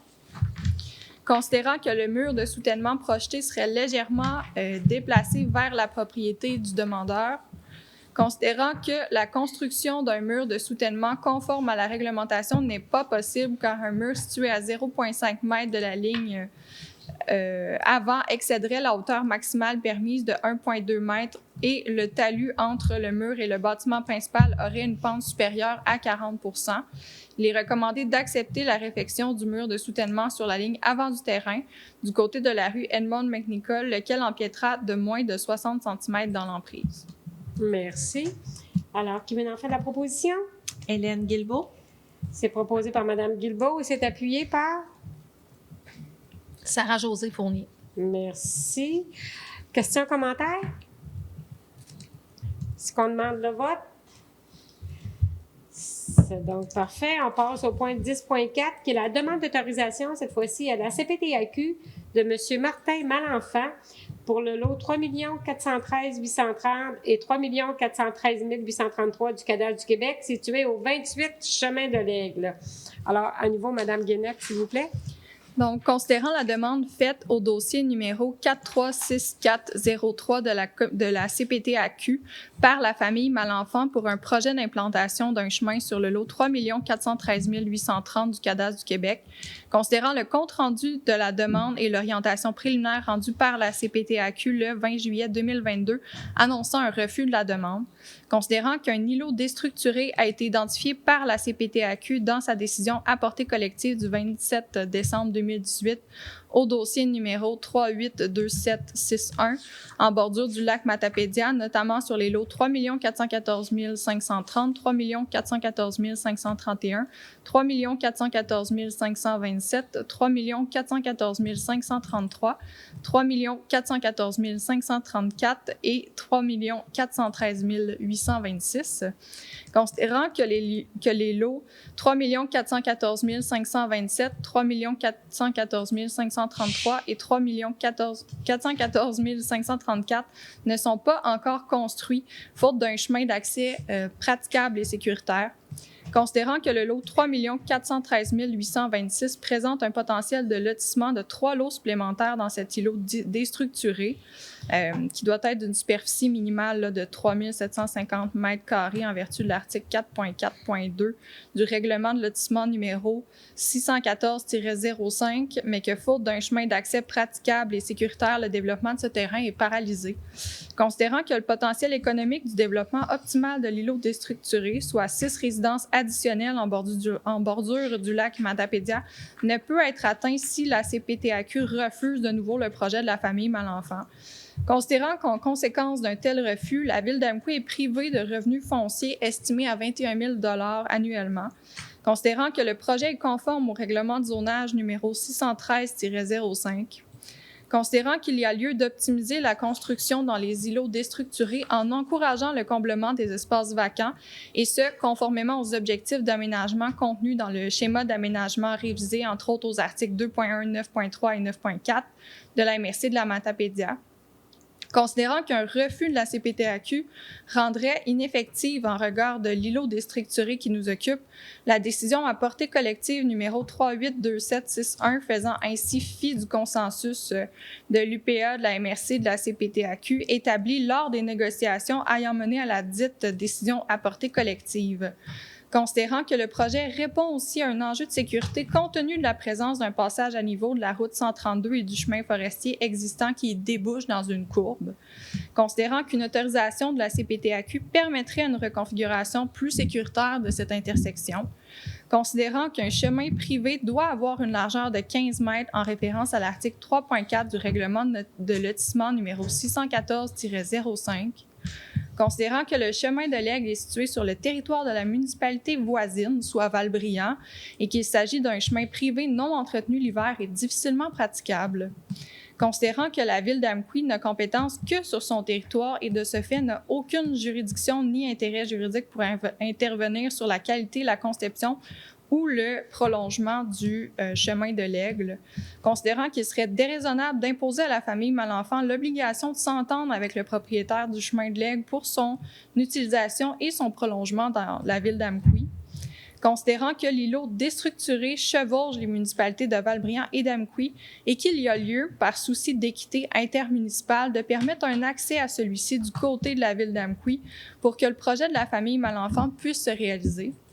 Considérant notamment l'article 62, alinéa 2, paragraphes 9 et 10 et alinéa 3, paragraphe 2 de la loi sur la protection du territoire et des activités agricoles, il est recommandé d'appuyer la demande faite au dossier numéro 436403 auprès de la Commission de protection du territoire agricole du Québec, de demander à la CPTAQ de bien vouloir tenir compte des arguments présentés à la présente, notamment les impacts économiques d'un refus pour la ville, l'enjeu de sécurité auquel une autorisation viendrait répondre et les enjeux intermunicipaux que pose l'absence de chemin d'accès à l'îlot déstructuré du côté de la ville, de recommander à la CPTAQ de faire droit à la demande au dossier numéro 436403, de déposer la présente résolution au dossier numéro 436403 de la CPTAQ.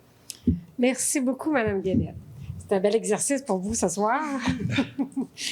Alors, qui veut en faire la proposition, s'il vous plaît? Luc Daigle. Monsieur Daigle propose et c'est appuyé par? Pierre-Luc Denoncourt. Monsieur Denoncourt. Alors, question, commentaire. Est-ce qu'on demande le vote? Donc, c'est à l'unanimité. Le 10.5, qui est la demande de dérogation mineure pour le lot 3 164 467 du cadastre du Québec, situé au 120 boulevard Saint-Benoît-Est. Cette fois-ci, je vais demander à Mme Dupont, s'il vous plaît, de nous présenter le point. Je vais donner une petite pause à ma collègue. Considérant que la demande est conforme à l'article 2.1 du règlement sur les dérogations mineures, considérant que le 13 octobre 2022, Mme Thérèse Boudreau a déposé la demande de dérogation mineure numéro 2022-0673 concernant la propriété située au 120 boulevard Saint-Benoît-Est, le lot 3 164 467 du cadastre du Québec, considérant que la demande vise à régulariser la localisation d'un bâtiment accessoire existant, soit un garage isolé, comme vous avez pu le constater sur les photos qui ont été déposées au portail, considérant que l'article 7.4.3 du règlement de zonage prévoit que la marge de recul latéral minimale est de 1,20 mètres, alors que le bâtiment accessoire est plutôt localisé à 1,13 mètres le coin avant-gauche et à 1 mètre le coin arrière-gauche de la ligne latérale gauche, créant ainsi un empiètement variant entre 0,07 mètres et 0,2 mètres dans la marge minimale prescrite. Il est recommandé au conseil municipal et après aussi l'acceptation du CCU d'accepter la localisation du garage isolé existant à 1,13 mètres coin avant-gauche et à 1 mètre le coin arrière-gauche de la ligne latérale gauche. Merci. Alors, qui veut en faire la proposition? Hélène Guilbeault. Madame Guilbeault propose et c'est appuyé par? Richard Leclerc. Monsieur Leclerc. Alors, question, commentaire? Est-ce qu'on demande le vote? C'est à l'unanimité. Le 10.6, qui est la demande de dérogation mineure pour le lot 3 166 137 du cadastre du Québec, situé cette fois-ci au 124 rue Larouche. À nouveau, Mme Dupont. Oui, considérant que la demande est conforme à l'article 2.1 du règlement sur les dérogations mineures numéro 616-05, considérant que le 27 septembre dernier, Mme Lisa Saint-Gelais a déposé la demande de dérogation mineure numéro 2022-0651 concernant la propriété située au 124 rue Larouche, soit le lot 3 166 137 du cadastre du Québec, considérant que la requérante désire obtenir l'autorisation de construire une clôture en cours avant-secondaire de sa propriété, qui ne respecte pas les normes prescrites au règlement de zonage, considérant que les articles 9.5.1 et 9.5.2 du règlement de zonage prévoit qu'une clôture localisée en cours avant doit respecter une distance de 0,5 mètres de la ligne avant du terrain et ne doit pas excéder 1,20 mètres de hauteur mesurée à partir du sol adjacent, considérant que le projet de la requérante consiste à construire une clôture qui serait localisée à 0,3 mètres de la ligne avant et ayant une hauteur de plus ou moins 2,05 mètres mesurée à partir du sol adjacent, Après analyse par le CCU, il est recommandé au conseil municipal d'accepter la construction d'une clôture localisée à 0,3 mètres de la ligne avant et ayant une hauteur de plus ou moins 2,05 mètres mesurée à partir du sol adjacent. Merci. Alors, qui veut en faire la proposition? Richard Leclerc. M. Leclerc propose et c'est appuyé par Hélène Guilbeault. Mme Guilbeault. Merci. Questions, commentaires? Est-ce qu'on demande le vote? C'est à l'unanimité. Le 10.7, qui est la demande de dérogation mineure pour le lot 6 433 143 du Cadastre du Québec, situé au 19 rue des Entrepreneurs. Je vais demander à Mme Dupont, s'il vous plaît, de nous présenter le sujet. Considérant que la demande est conforme à l'article 2.1 du règlement sur les dérogations mineures, le numéro 616-05, considérant que le 14 octobre dernier, Mme Jacqueline Paquette pour les entreprises Jérôme Parent Incorporé a déposé la demande de dérogation mineure numéro 2022-0676 concernant la propriété située au 19 rue des Entrepreneurs, le lot 6 433 143 du Cadastre du Québec. Considérant que la requérante désire obtenir l'autorisation de construire un bâtiment d'entreposage qui ne respecte pas les normes de construction et de localisation du règlement de zonage, considérant que l'article 6.18 du règlement de zonage prévoit que le toit des bâtiments doit être plat ou monopente et que la pente doit descendre vers le mur arrière, alors que le projet de la requérante vise à construire un bâtiment d'entreposage comprenant une toiture monopente qui descendrait plutôt vers le mur latéral droit. Considérant que l'article 6.18 du règlement de zonage prévoit que la distance entre le bâtiment et la limite latérale la plus rapprochée ne peut être supérieure à 3 mètres, alors que le bâtiment projeté serait localisé à plus ou moins 7,62 mètres de la limite latérale droite. Après analyse par le CCU, il est recommandé au conseil municipal d'accepter la construction d'un bâtiment d'entreposage comprenant une toiture monopente qui descend vers le mur latéral droit et qui sera localisé à plus ou moins 7,62 mètres de la limite latérale droite. Merci. Alors, Madame la mairesse, si vous me permettez, oui. J'étais en conflit d'intérêts là-dessus, donc j'avais quitté lors de la prise de décision. C'est de la famille à moi, dans le fond, là, c'est la compagnie de mon cousin. Fait que j'ai pas participé aux discussions. Et on le confirme. Merci. Merci beaucoup, M. Day. Alors, est-ce que quelqu'un est prêt à en faire la proposition? Hélène Guilbeault. Mme Guilbeault propose et c'est appuyé par Pierre-Luc Denoncourt. M. Denoncourt. Questions, commentaires? On demande le vote? Non, c'est donc à l'unanimité. Le point 11, qui est le développement économique durable. 11.1, qui est l'entente avec Via Rail Canada pour le renouvellement du bail de la gare d'Amqui. L'amendement numéro 5 pour la désignation de signataires. Madame Dupont, s'il vous plaît. Considérant que la ville d'Amqui et Via Rail Canada Incorporé ont conclu le contrat portant le numéro C-200-887 le 13 juin 2008 relatif à l'exploitation de la gare d'Amqui ici après le bail, considérant que les parties ont modifié le bail le 24 octobre 2018 par l'amendement numéro 1, considérant que les parties ont à nouveau modifié le bail le 3 décembre 2018, l'amendement numéro 2, considérant que les parties ont à nouveau modifié le bail le 9 octobre 2019, amendement numéro 3, considérant que les parties ont modifié le bail le 25 octobre 2021, à l'amendement numéro 4, considérant que la ville d'Amqui souhaite prolonger le bail avec Via Rail Canada selon les mêmes modalités conclues qu'en 2008. Il est recommandé au conseil municipal d'autoriser la mairesse à signer le prolongement du bail actuel pour une période d'1 an, soit jusqu'au 31 octobre 2023, rétroactif au 1er novembre 2022, aux mêmes conditions afin de poursuivre les discussions avec Via Rail pour et au nom de la ville d'Amqui. Merci. Alors, qui vient d'en faire la proposition, s'il vous plaît? Pierre-Luc Denoncourt. M. Denoncourt propose et c'est appuyé par? Luc Daigle. M. Daigle. Questions, commentaires? Est-ce que quelqu'un demande le vote? C'est donc à l'unanimité. Le 11.2, qui est l'implantation des réseaux électriques Hydro-Québec pour la rue des Entrepreneurs, à désignation du signataire. Donc, à nouveau, Mme Dupont, s'il vous plaît. Oui, alors c'est d'autoriser le directeur du service de développement économique durable à signer l'entente de réalisation de travaux majeurs auprès d'Hydro-Québec, et ce, rétroactivement au 1er novembre 2022, ainsi que tous les documents requis dans le cadre du projet de développement industriel de la rue des Entrepreneurs pour et au nom de la ville d'Amqui afin de s'assurer que les lignes électriques soient installées. Merci. Qui veut en faire la proposition? Sarah-Josée Fournier. Madame Fournier propose et c'est appuyé par Hélène Guilbeault. Madame Guilbeault. Questions, commentaires? Est-ce qu'on demande le vote? C'est donc à l'unanimité. Le 11.3, qui est la vente du lot 6 433 137 du cadastre du Québec, situé sur la rue des Entrepreneurs à immeuble CJ Lit Incorporé pour la désignation des signataires. Madame Dupont, s'il vous plaît.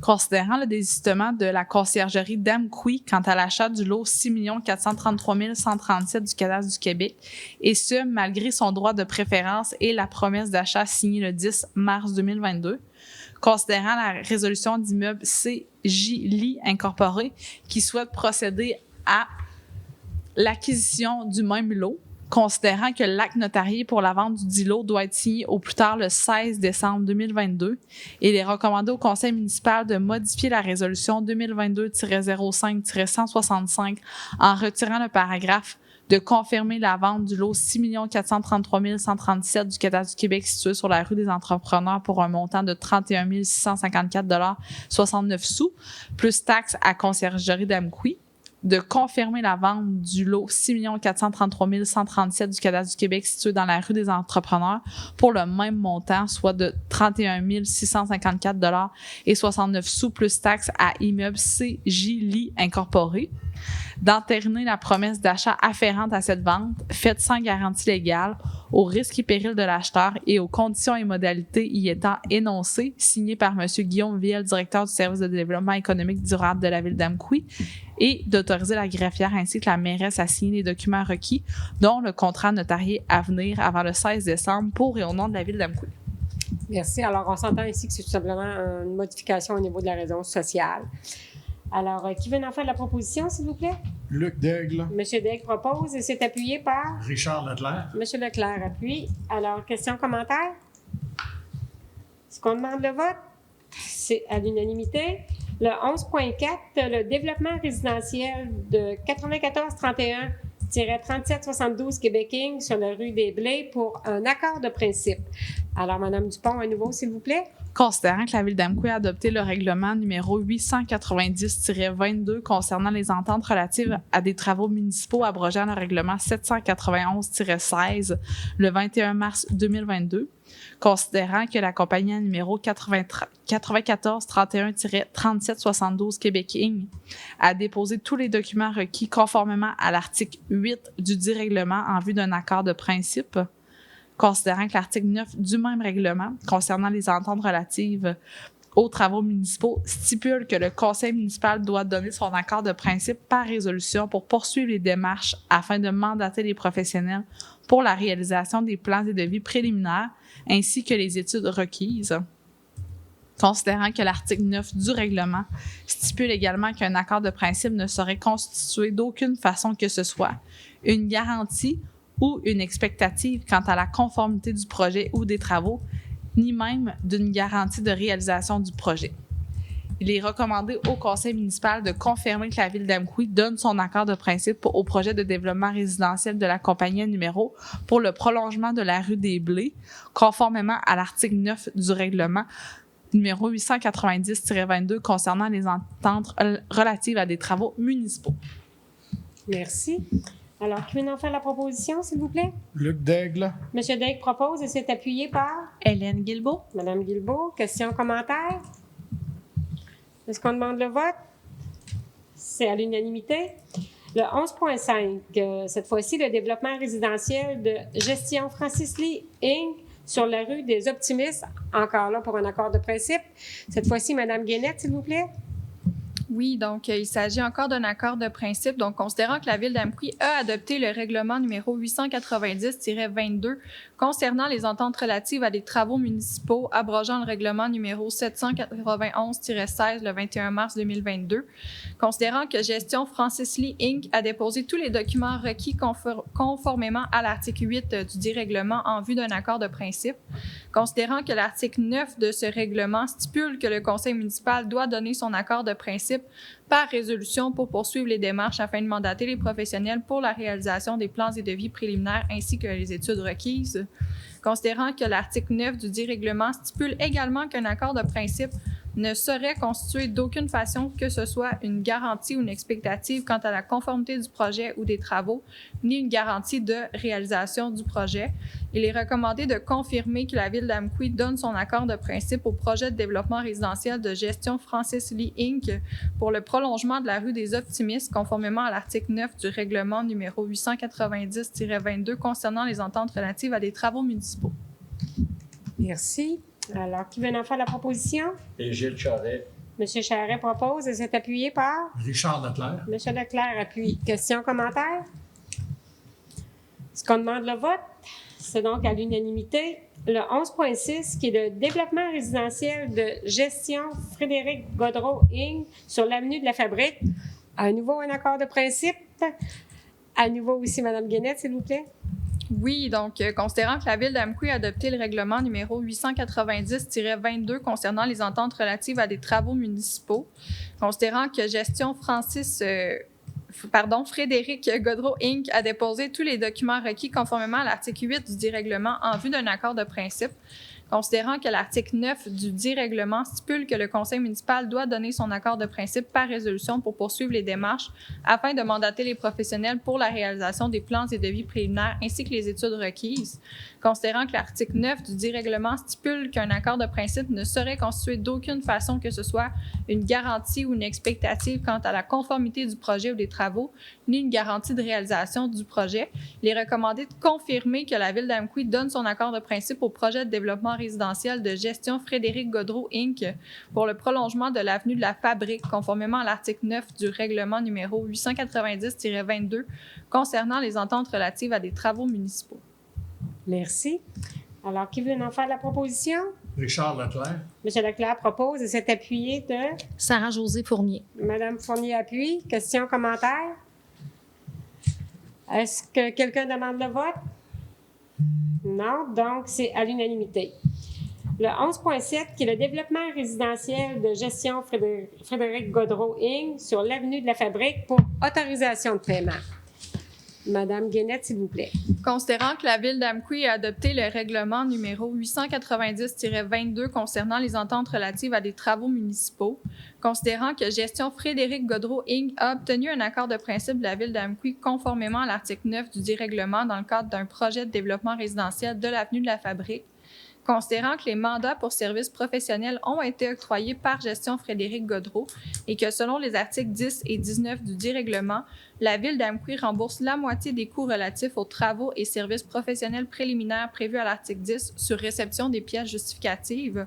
Il est recommandé d'autoriser le paiement d'un montant de 8 839,95 sous, taxes incluses, à gestion Frédéric Godreau Inc. pour les frais encourus pour les services professionnels relatifs au projet de développement résidentiel visant le prolongement de l'avenue de la Fabrique et que ce montant soit payable à même le fonds de développement. Merci. Alors, qui vient d'en faire la proposition? Sarah-Josée Fournier. C'est proposé par Mme Fournier et c'est appuyé par? Pierre-Luc Denoncourt. M. Denoncourt, merci. Questions, commentaires? Est-ce qu'on demande le vote? Ça va donc être à l'unanimité. Le 11.8, toujours développement résidentiel de gestion Frédéric Godreau Inc. sur l'avenue de la Fabrique pour un avis favorable cette fois-ci. À nouveau, Mme Guénette, s'il vous plaît. Considérant que la Ville d'Amqui a adopté le règlement numéro 890-22 concernant les ententes relatives à des travaux municipaux, considérant que gestion Frédéric Godreau Inc. a obtenu un accord de principe conformément à l'article 9 du dit règlement de la Ville d'Amqui dans le cadre du projet de développement résidentiel de l'avenue de la Fabrique, considérant que gestion Frédéric Godreau Inc. a déposé tous les documents requis en vue de l'obtention d'un avis favorable, considérant que l'article 11 du règlement numéro 890-22 concernant les ententes relatives à des travaux municipaux stipule que le conseil municipal doit donner un avis favorable pour poursuivre les démarches afin de conclure une entente, considérant que l'article 11 du dit règlement stipule également qu'un avis favorable de la Ville quant aux plans et devis n'engage pas la responsabilité de la Ville quant à la conformité de ces plans avec les règles de l'art, ni n'engage la Ville à conclure une entente. Il est recommandé de confirmer que la Ville d'Amqui donne un avis favorable conformément à l'article 11 du règlement numéro 890-22 concernant les ententes relatives à des travaux municipaux au projet de développement résidentiel gestion Frédéric Godreau Inc. pour le prolongement de l'avenue de la Fabrique. Merci. Alors, qui veut en faire la proposition? Luc Daigle. C'est proposé par M. Daigle et c'est appuyé par Hélène Guilbeault. Mme Guilbeault. Appuie. Questions, commentaires? Est-ce qu'on demande le vote? C'est donc à l'unanimité. Alors, nous sommes maintenant au point 12, qui est loisirs et culture. 12.1, qui est l'abrogation de la résolution 2022-10-314 pour l'entente de location de la salle communautaire avec le CI3S BSL pour la vaccination. Madame Guénette, s'il vous plaît. Oui, donc, considérant que par la résolution 2022-10-314 adoptée lors de la séance ordinaire tenue le 17 octobre 2022, la Ville d'Amqui acceptait de prolonger la durée du bail avec le CI3S du Bas-Saint-Laurent pour la location de la salle communautaire, et ce jusqu'au 6 avril 2022. Considérant qu'en date du 2 novembre 2022, le CI3S du Bas-Saint-Laurent nous informe qu'il souhaite déménager ses activités de vaccination dans un autre site, considérant que par la résolution 2022-07-232, l'entente initiale est valide pour la période du 22 août 2022 jusqu'au 23 décembre 2022, il est recommandé de simplement abroger la résolution 2022-10-314 adoptée lors de la séance ordinaire tenue le 17 octobre 2022 et que l'entente initiale demeure valide, et ce jusqu'au 23 décembre 2022. Merci. Alors, qui veut en faire la proposition? Pierre-Luc Denoncourt. C'est proposé par M. Denoncourt et appuyé de Sarah-Josée Fournier. Mme Fournier appuie. Questions, commentaires? Alors, est-ce qu'on demande le vote? Alors, c'est à l'unanimité. Le point 13, qui est demande de dons et commandite. Le 13.1, qui est l'entente d'aide financière avec la coopérative de solidarité socio-culturelle de la Matapédia, le cinéma Figaro d'Amqui, pour les années 2023 à 2027 pour acceptation. Madame Dupont, s'il vous plaît. Oui, alors, il est recommandé au conseil municipal de confirmer un investissement total de 17 500 $ auquel s'ajoute un montant de 5 000 $ si la coopérative démontre avoir obtenu d'autres partenariats financiers pour une somme de 7 500 $. De répartir les versements de cet investissement sur une période de 5 ans, soit un versement de 4 500 $, 3 500 plus 1 000 $ pour chacune des années 2023, 2024, 2025, 2026 et 2027. Qu'en contrepartie de ces investissements, la coopérative de solidarité socio-culturelle de la Matapédia, soit le cinéma Figaro d'Amqui, s'engage à ce que la Ville d'Amqui soit reconnue comme un partenaire majeur et qu'elle offre une visibilité à la Ville comme suit. Diffusion de capsules promotionnelles de la Ville d'Amqui sur les 3 écrans du cinéma, et ce, sans frais pour toute la durée de l'entente. Offre à titre gratuit de paires de billets dans le cadre des sacs de bienvenue remis aux nouveaux arrivants dans la Ville d'Amqui pour toute la durée de l'entente. Installation d'un roll-up à l'effigie de la Ville d'Amqui fourni par la Ville en permanence dans le hall d'entrée pour toute la durée de l'entente. Et d'autoriser la mairesse et la greffière à signer l'entente de partenariat et tous les autres documents relatifs à cette entente pour et au nom de la Ville d'Amqui. Merci. Alors, je tiens à préciser à ce moment-ci que, étant donné que je siège comme administratrice au conseil d'administration de Cinéma Figaro, je n'ai donc pas participé aux discussions qui ont eu lieu et je me suis retirée de la salle comme M. Daigle avait fait aussi pour son point. Alors, est-ce que quelqu'un est prêt à en faire la proposition? Je vais le faire, Sarah-Josée Fournier. Madame Fournier propose et c'est appuyé par? Luc Daigle. Monsieur Daigle appuie. Questions, commentaires? Est-ce qu'on demande le vote? C'est donc à l'unanimité. Le point 14, qui est représentation, congrès et formation, aucun sujet. Le point 15, affaires nouvelles, aucun sujet non plus. Le point 16, qui est la période de questions des citoyens. Alors, est-ce que quelqu'un veut prendre la parole dans la salle? Donc, non. Nous passons donc au point 17, qui est la période de commentaires des élus. Alors, est-ce qu'il y a des élus qui aimeraient prendre la parole? Bien sûr. Oui, Mme Guilbeault. Donc, les premières neiges ont tombé, hein, donc on appelle importance à la sécurité routière, tout le monde. Puis j'ai aussi un petit mandat, en fait, d'achat local à vous parler aujourd'hui. La période des fêtes s'en vient. Donc, on a des commerces dans la région qui veulent absolument vous voir dans les prochaines semaines pour acheter vos cadeaux des fêtes. Mais faites attention à votre budget, ça c'est sûr et certain, là. Mais n'hésitez pas à aller voir nos commerces locaux là, qui vont se faire un plaisir de vous offrir de très bons produits et services. Merci, Mme Guilbeault. Est-ce qu'il y a quelqu'un d'autre qui aimerait prendre la parole? Oui, moi, Mme la mairesse. Oui, M. Daigle. D'ici à notre prochaine rencontre, dans le fond, la plupart des parties de compagnie ou de clubs social vont être passés. On sait que dans la vallée, malheureusement, cette année, faute de bénévoles, là, Nez Rouge n'est pas de retour, qu'on n'a toujours pas de compagnie de taxi. Donc, essayez de vous choisir un conducteur désigné avant la soirée pour pouvoir revenir en sécurité. C'est pas juste de se faire prendre par la police, hein? Ça, c'est comme le bon côté. C'est plus l'accident de vous et des autres usagers qui est pas mal plus risqué que juste se faire prendre par la police. Fait que soyez prudents. Merci, M. Daigle. Très, très, très bon conseil, en effet. Est-ce que ça va? Ça va. Bon, oui, Moi, madame. j'ajouterais juste un peu, ça a un lien aussi avec ceux qui étaient là pour l'école Saint-Ursule, les brigadiers. Les automobilistes, s'il vous plaît, faites attention aux intersections. Les stops, c'est super important. C'est glissant, là. Cette semaine, on a été surpris, mais j'ai eu peur quelques fois parce que j'ai failli me faire frapper encore cette semaine. Quelqu'un qui ne fait pas son stop. S'il vous plaît, parlez-en, soyez prudents. On n'est pas une piste de course, notre ville. Merci. Oui, merci, Mme Fournier. Même, moi, je dirais que c'est mon auto qui a failli se faire frapper par quelqu'un qui a passé sur une rouge, moi. Fait que faut vraiment... c'était coulable, mais c'était pas une raison.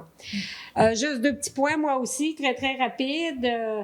D'abord, pour dire aux gens, on a eu des appels pour le parc Pierre et Maurice Gagné. Ne vous inquiétez pas, notre parc va être à nouveau déneigé cet hiver. J'ai eu encore la confirmation aujourd'hui. Fait que peut-être encore quelques jours, mais le parc Pierre et Maurice Gagné, vous allez pouvoir aller marcher cet hiver. Et aussi, encore là, on va continuer dans le déneigement. Un petit rappel pour... on a quand même un règlement qui interdit de stationner ou d'immobiliser les véhicules sur le chemin public. Donc, ça se peut que dans les rues ou dans le stationnement public. Il est interdit de stationner durant la période du 15 novembre au 15 avril de 23h à 7h. Alors, on a parfois des appels de citoyens qui nous disent « Bon, mais telle personne stationne dans la rue, on peut arriver le soir qu'il neige pas, puis qu'à 11h le soir, la neige décide de tomber et que on se doit de déneiger les rues. Fait que si l'auto est dans la rue, c'est pas une bonne idée parce que les policiers peuvent vous donner des billets d'infraction. Alors, on va passer le message tout de suite. J'espère qu'il va être bien entendu. Alors, merci de votre présence, merci de votre écoute. Alors, est-ce que quelqu'un est prêt à faire la levée de la séance? Et Gilles Charret. Monsieur Charret propose et s'est appuyé par? Pierre-Luc Denoncourt. Monsieur Denoncourt appuie. Questions, commentaires? Est-ce qu'on demande le vote? Non, pas du tout. Non, merci. C'est donc à l'unanimité.